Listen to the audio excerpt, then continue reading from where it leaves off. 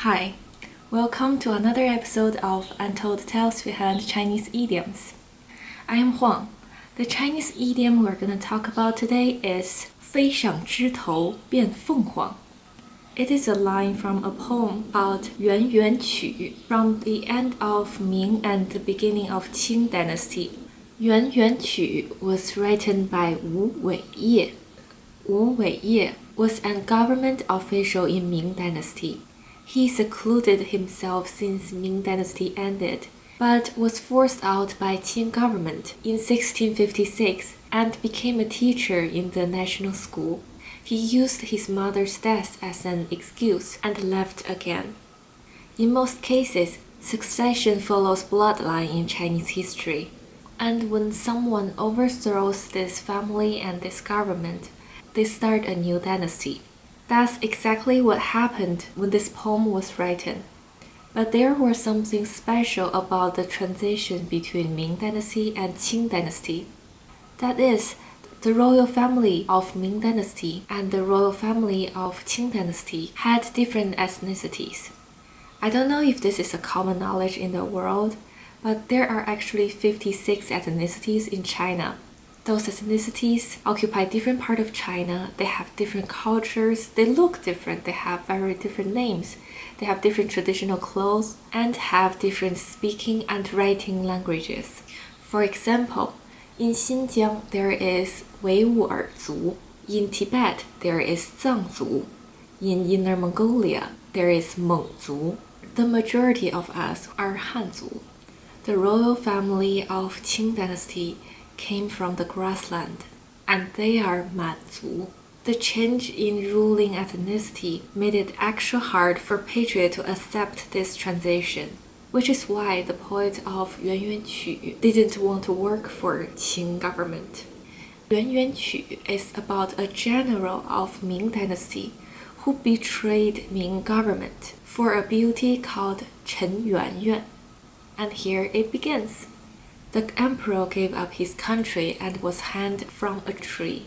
A general left the border he guarded to fight an insurrection army, the national army saddened by the emperor's death.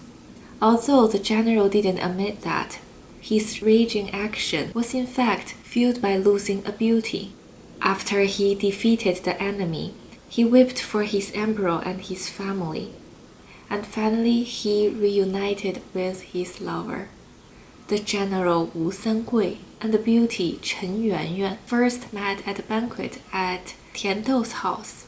Wu Sangui was bewitched by Chen Yuanyuan's beauty, and Tian Dou gave Chen Yuanyuan to Wu Sangui as a gift.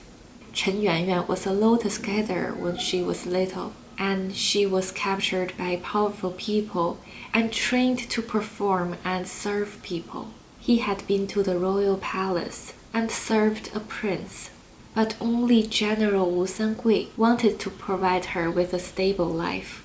Unfortunately, Wu Sangui was summoned to the border to protect the country and must leave her at the capital.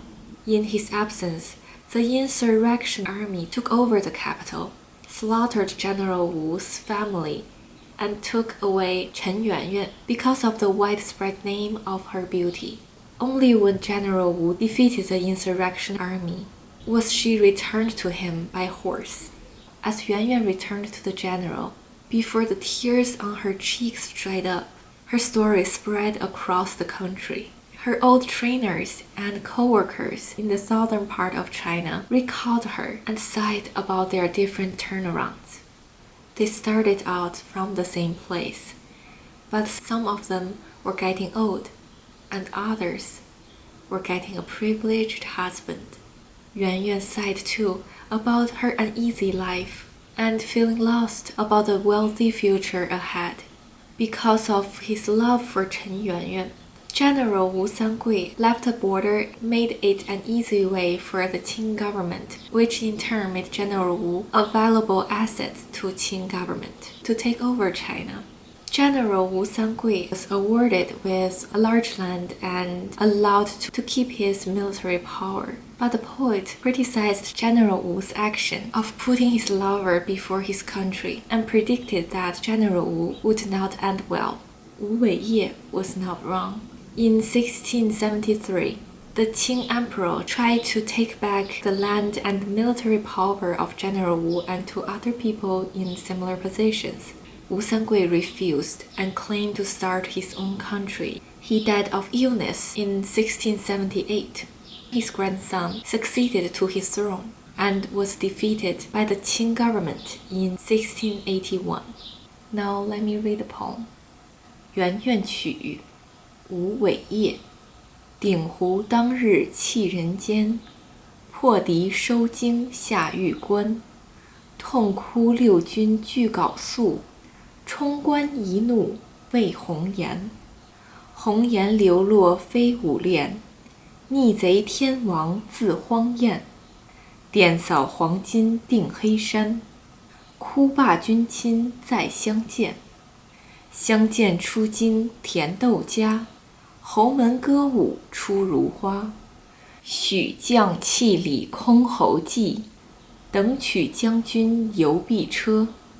家本姑苏浣花里，圆圆小字交罗绮。梦向夫差院里游，宫娥拥入君王起。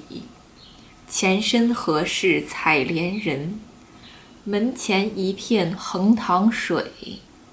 横塘双桨去如飞，何处豪家强在归？此际岂知非薄命，此时唯有泪沾衣。熏天意气连宫夜，明眸皓齿无人惜。